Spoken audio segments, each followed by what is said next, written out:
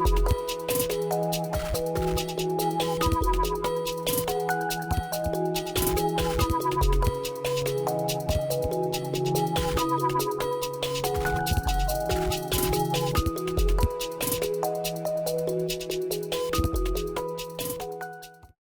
talk is about space in the clouds, and so my idea of a cloud is slightly different than other conversations we've had earlier today about what the cloud is.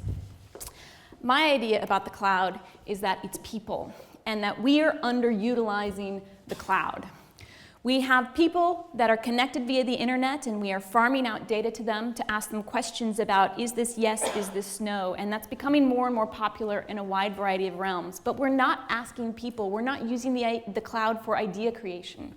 And so I'm going to talk to you a little bit about my work in Crisis Commons. So Chad, who is hosting this, he's also very active. And Crisis Commons is a group where volunteers can come together and techies and emergency responders can work to develop problems for humanitarian relief.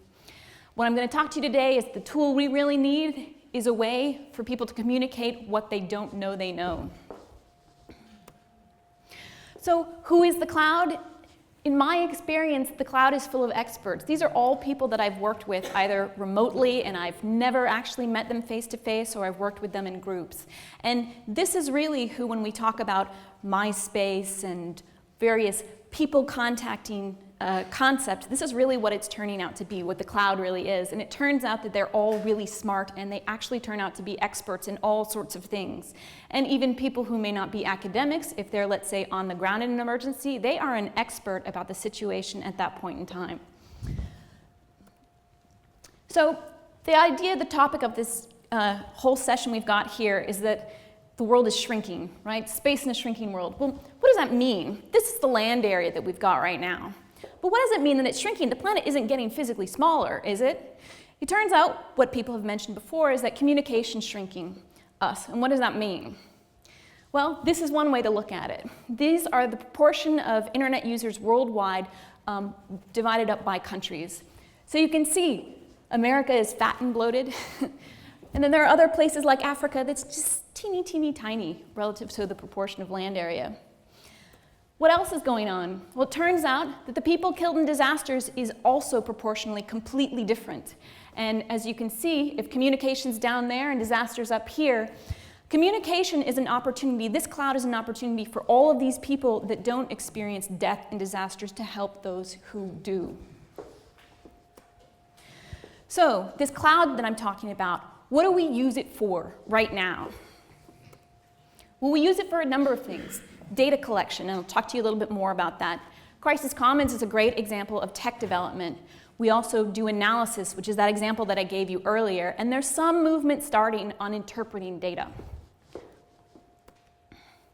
So my work has primarily been in the first part on collecting data from the person on the ground. So this part is talking about the human senses and how we can develop tools when you're on the ground to collect data to help enhance your senses and allow you to report that data. These are examples of interfaces that we developed about 4 or 5 years ago for a handheld tool to help you identify species. And what it does, different than a textbook that you could use or a field guide, is it allows a bunch of different ways that we know people identify species. You can look at pictures. You can look at names if you know the names of the species. Or you can do a question and answer session to try and find out and narrow down what your species is. Another way we did it came out of Crisis Camp. And this is a typical Twitter that we may get. So Joe Schmo says, the fire's moving quickly. It's across the street now. And then there's a hashtag at the end, OK fires. So that's the pound symbol followed by a word. We can't do much with these data when we're not in the situation. We can know that it's from the OK fires because of the hashtag, but there's not much we can do with it. It doesn't have good data properties. What we suggested is a syntax that some authoritarian agency, something that was reputable, could send out, for example, FEMA, and it could tell you how to give better data. For example, use these tags for reporting the fire line, the address, the city, and cross streets, so that we would hope that Joe Schmo would retweet the information with something that we actually know where the fire is now. We know that the fire is in OKC, and we know the intersection that it's at.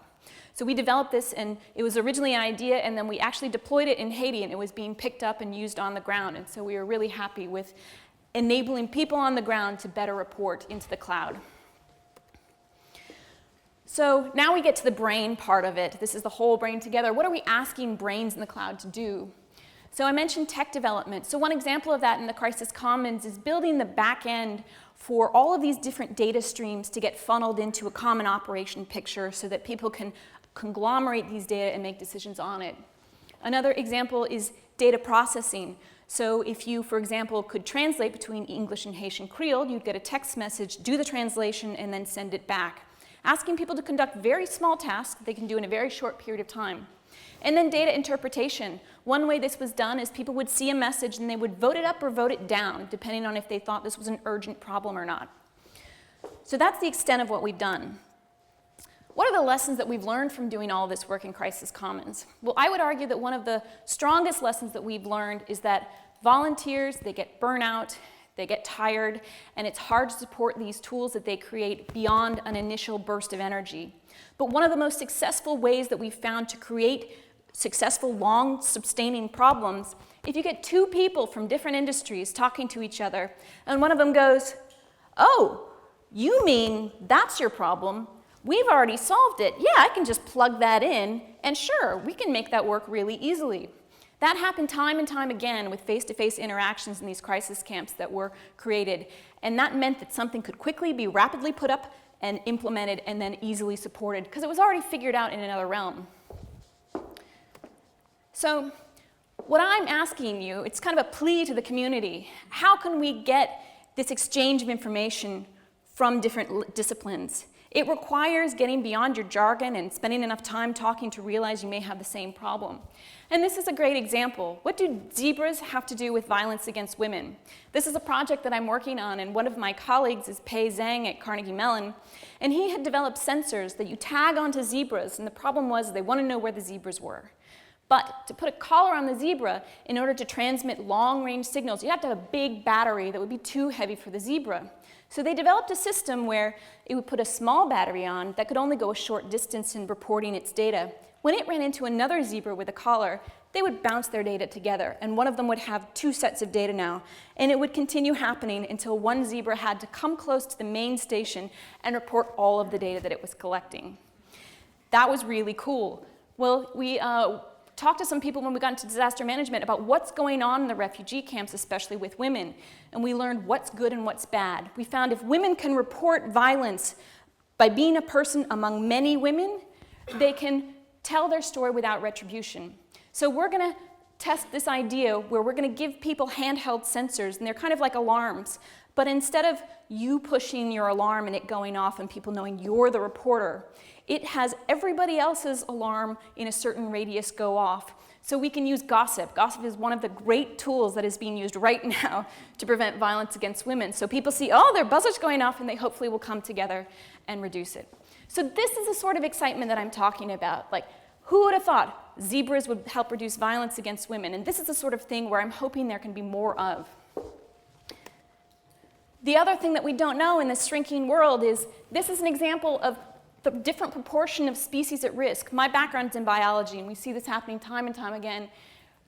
The countries with the largest proportions of species at risk here are not the ones with the communication.